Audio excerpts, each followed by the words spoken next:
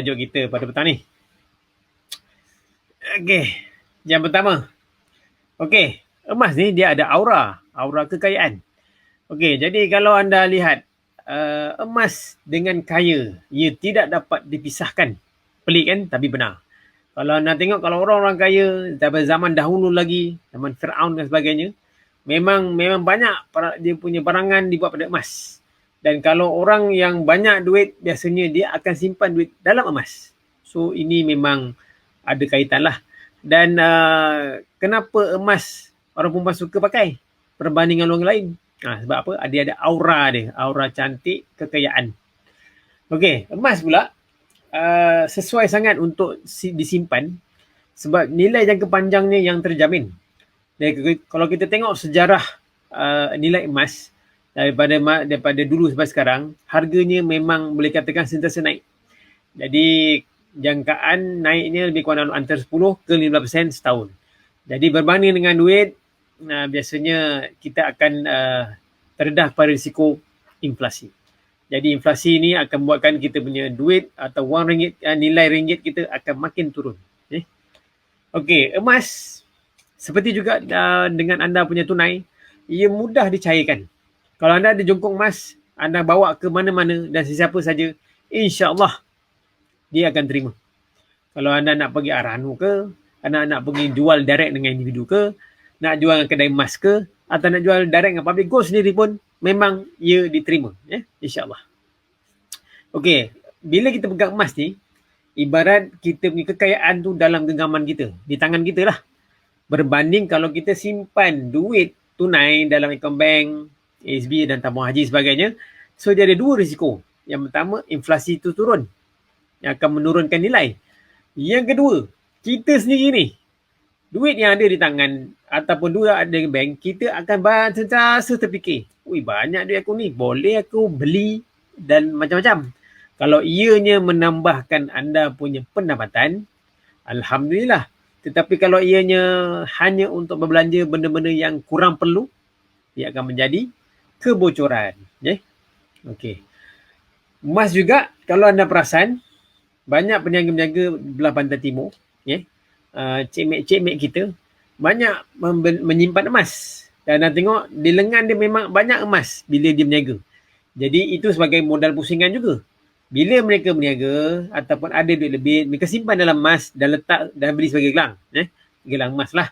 Jadi bila mereka nak buat modal pusingan, mereka akan jual balik emas tu. Jadi dengan kata lain, mereka lebih percaya simpan dalam bentuk emas berbanding simpan dalam cash di akaun bank ataupun secara tunai pegang di tangan.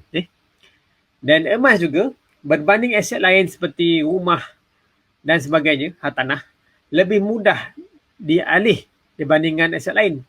Contoh, katakanlah anda sudah ada niat untuk berhijrah ke luar negara. Jadi, anda nak jual rumah, ambil masa yang lama. Biasa 6 bulan ke atas. Itu pun kalau dapat bayar lah. So, itu cabaran dia.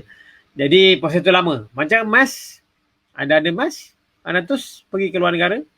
Jadi, daripada dekat luar, anda terus boleh cairkan dan mulakan hidup ataupun ekonomi yang baru. Dan emas, dia sebagai benteng kepada kebocoran wang. Macam saya katakan tadi, bila anda ada tunai di tangan, anda punya tangan akan gatal saja. Rasa gatal-gatal je nak belanja. Tapi kalau dah tukar duit kepada emas, duit rasa macam dah tak ada. Dah tak ada duit nak belanja. So bila ada emas, nak jual sayang. So at the end, biar je lah. So tak adalah lagi kebocoran wang untuk beli benda-benda yang kurang perlu yang mengarut-garut ni. Jadi kadang-kadang benda macam ni yang kita tak tahu duit kita ke mana. Yang especially kalau kita tak pernah buat apa-apa rekod ataupun account tentang kita punya duit keluar masuk. Lagi kita tak tahu duit banyak mana yang bocor. Okey, emas juga, kalau berbanding dengan aset lain macam kenderaan ke ataupun rumah ataupun tanah, lebih mampu milik berbanding dengan aset-aset lain. Sebab apa? Di akaun Gap Public Gold, anda boleh mulakan simpanan emas serendah RM100. Anda cuba tanya dengan bank ataupun anda tanya dengan developer, anda tanya dengan tempat jual kita, boleh tak saya beli dengan harga RM100? Jawapannya, tidak. Tapi emas, boleh. Okey, dan bagi mereka yang menyimpan emas dah cukup haul, mereka boleh membantu asnaf melalui pembayaran zakat. Jangan risau kalau kena bayar zakat. Itu tandanya rezeki anda makin banyak dan zakat ni membantu membersihkan rezeki anda supaya insya-Allah rezeki yang lain akan datang lagi banyak. Lagi banyak kita bayar zakat membantu golongan asnaf, insya-Allah Allah akan bagi kita lagi rezeki untuk kita bantu orang lain. Itulah keberkatan, kebaikan zakat. Jangan risau.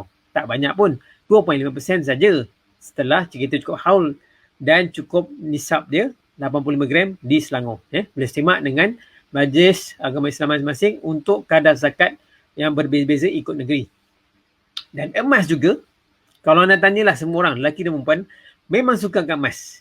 Cuma beza je, lelaki tak boleh pakai emas. Wanita boleh. Dan kalau kita nak simpan emas yang terbaik untuk kita simpan ialah emas 999 atau 24 karat. Yang ini boleh dimiliki oleh lelaki dan juga wanita. Tak ada masalah dan tak ada apa-apa. Cuma kalau dah cukup haul dan nisab, kena bayar zakat. Itu saja. Jadi, apakah anda punya, anda rasa anda nak simpan emas? Kalau anda nak simpan emas, tiada ilmu, tiada siapa membimbing lagi, boleh berhubung dengan saya